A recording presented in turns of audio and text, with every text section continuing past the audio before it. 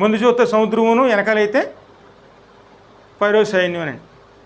సముద్రం అంటే లోకం, ఫరో సైన్యం అంటే సాతాను. దేవుడిని నమ్ముకునే కొత్తలో మనకి ఈ రెండు ఎదురవుతాయండి. ఈ లోకంలో మనం ఎలా బతకాలి,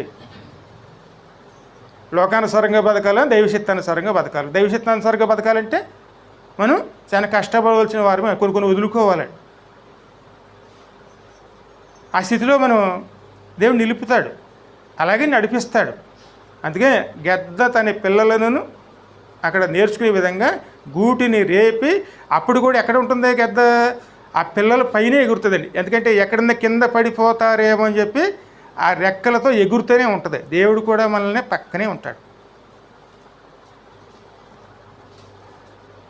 ఆ పడిపోయినప్పుడు మనం ఏం చేయాలి?